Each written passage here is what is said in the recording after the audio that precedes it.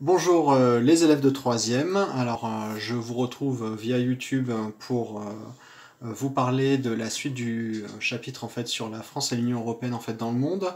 Je préfère en fait le faire comme ça, c'est beaucoup plus pratique de cette façon-là plutôt que d'expliquer pendant 25 pages en fait quelque chose.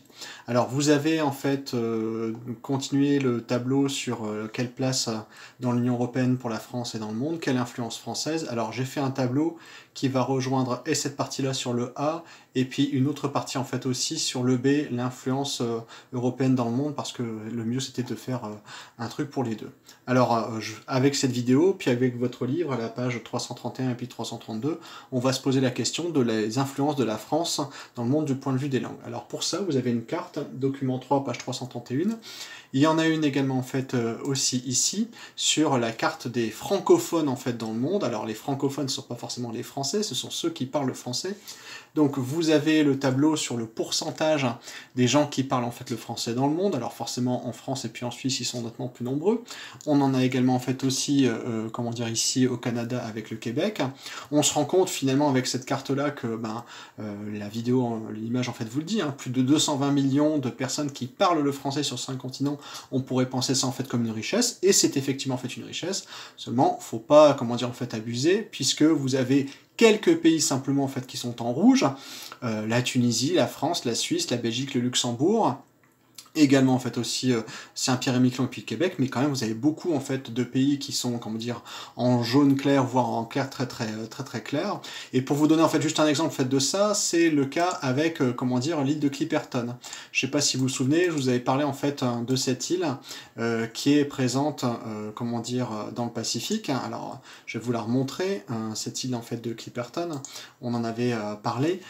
C'est cette île en fait qui est présente en fait dans l'océan Pacifique, qui est, comment dire, à la limite en fait entre, comment dire, en fait, non loin en fait du Mexique. Alors souvent en fait dans des cartes, elle est considérée comme une île en fait francophone. Oui, c'est une île francophone, mais il n'y a pas une seule personne en fait qui habite en fait dessus. Donc du coup, en ce qui concerne en fait l'influence française dans le monde, on peut dire que l'influence française en fait dans le monde elle est importante, c'est sûr, mais il n'en reste pas moins qu'elle est, comment dire, relativement limitée. Néanmoins, elle est quand même en fait présente cette influence française. Alors par exemple, avec, comment dire, des cours de français qui sont présents en fait un petit peu partout, comment dire, une influence en fait culturelle française qui est importante en fait aussi.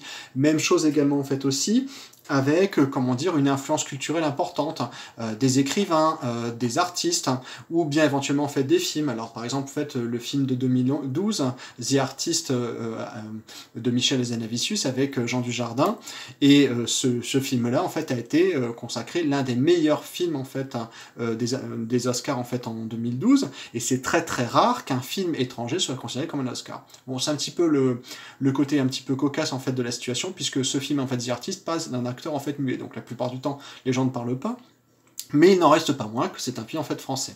Si on voulait parler en fait aussi de l'influence en fait française dans le monde, toujours pour parler en fait du point de vue des langues, donc cette réponse en fait ici, et eh bien on pourrait parler en fait aussi de l'influence en fait, comment dire, politique.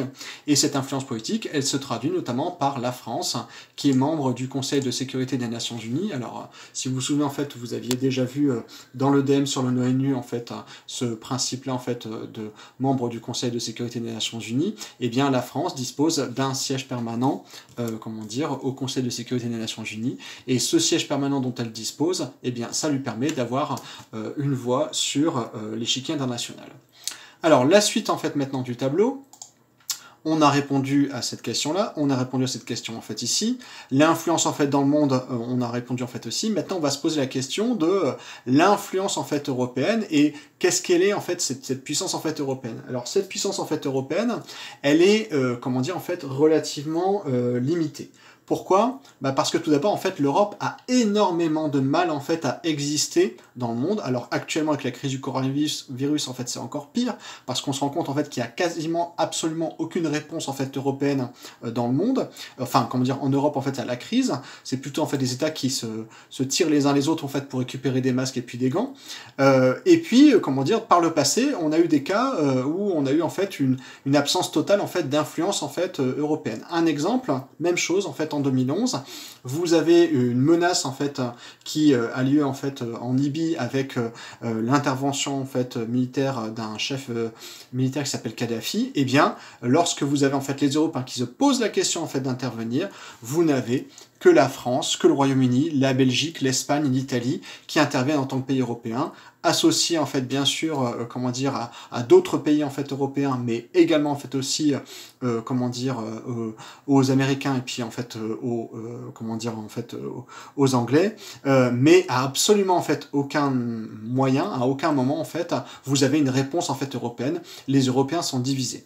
Les Européens en fait sont divisés en fait aussi parce que eh bien comment dire, il y a de nombreuses en fait manifestations qui ont eu lieu en fait par le passé sur comment dire l'influence en fait de l'Europe en fait dans le monde, et surtout la plupart du temps ce qu'on reproche en fait à l'Europe c'est ça, c'est-à-dire en fait une absence totale en fait de dialogue, une logique comment dire beaucoup plus économique en fait qui est basée en fait sur l'euro et qui crée donc comment dire des inégalités.